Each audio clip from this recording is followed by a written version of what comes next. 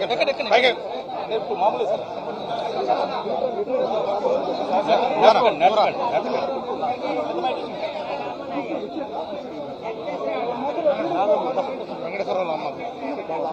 అమ్మ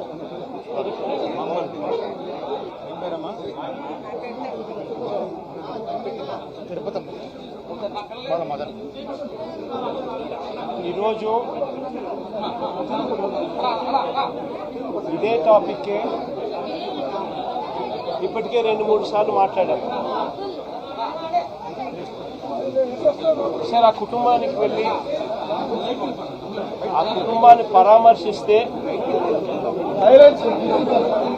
హృదయ విదారకమైన పరిస్థితి వస్తుంది. ఈ పెద్దమ్మ ఆ బాబు వాళ్ళ నాయనమ్మ, అన్న ఆ బాబు వాళ్ళ నాన్న. ఒకసారి ఆ బాబు బ్యాక్గ్రౌండ్ ఒకసారి గమనిస్తే వీళ్ళు పిల్లలు, ముగ్గురు పిల్లలు.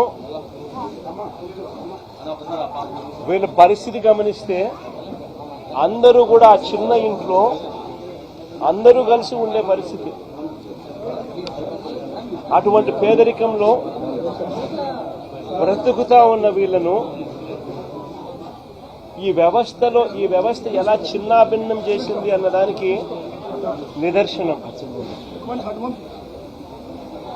ఆ పిల్లాడు ఒక టాక్సీ డ్రైవర్. గత 8 సంవత్సరాలుగా ఆ పిల్లాడి మీద ఎటువంటి కేసులు కూడా లేవు. 8 సంవత్సరాల కిందట ఏదైనా చిన్న చిత్తగా కేసులు ఏదైనా ఉండింటే ఆ కేసులు కూడా కొట్టేశారు. ఏ కేసులోనూ ఆ పిల్లాడికి శిక్ష కూడా వల్ల 8 సంవత్సరాల కిందట ఏదైనా ఉండింటే కూడా.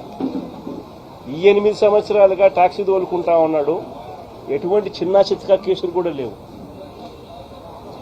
మరి ఎందుకు అలాంటి పిల్లాడిని బలవంతంగా పోలీస్ స్టేషన్కు రోజు రమ్మని చెప్పి హెరాస్ చేయడం? గత 3 నెలలుగా ఆ పిల్లాడిని హెరాస్ చేస్తూ ఆ హెరాస్మెంట్ చేయడమే కాకుండా ఆ హెరాస్మెంట్ తట్టుకోలేక ఆ పిల్లాడు చనిపోయి ఆత్మహత్య చేసుకునే అంత దూరం ఆ హెరాస్మెంట్ చేయడం మొదలు పెడితే నిజంగా పోలీస్ వ్యవస్థ అన్నది ఎలా దిగజారిపోయింది అని చెప్పడానికి ఇవి నిదర్శనాలు. హార్డ్లీ 40 years, 40 ఏళ్ళు కూడా ఆ పిల్లాడికి లేవు. Less than 40 years age. భార్య ఉంది, చిన్న పిల్లలు ఉన్నారు. ఒక చిన్న టాక్సీ డ్రైవరు. ఎందుకు స్టేషన్కి పిలిపిస్తా ఉన్నారు? ఎలాంటి కేసులు కూడా లేవు. కేసులు ఆల్రెడీ పాతయి కొట్టేశారు. చిన్న చిత్కా కేసులు. 8 సంవత్సరాలు ఎటువంటి చిన్న చిత్కా కేసు కూడా లేదు. టాక్సీ తోలుకునే వ్యక్తిని ఎందుకు పిలిపించినారు?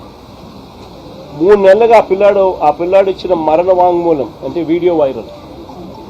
వీడియో రికార్డింగ్ ఒకసారి చూస్తే ఆ పిల్లాడు దాంట్లో మాట్లాడిన మాటలు ఏమిటి? 3 నెలల నుంచి నన్ను రోజు స్టేషన్కి పిలిపించి టార్చర్ చేస్తా ఉన్నారు అని. నాన్న వెంకటేశ్వరరావు అన్న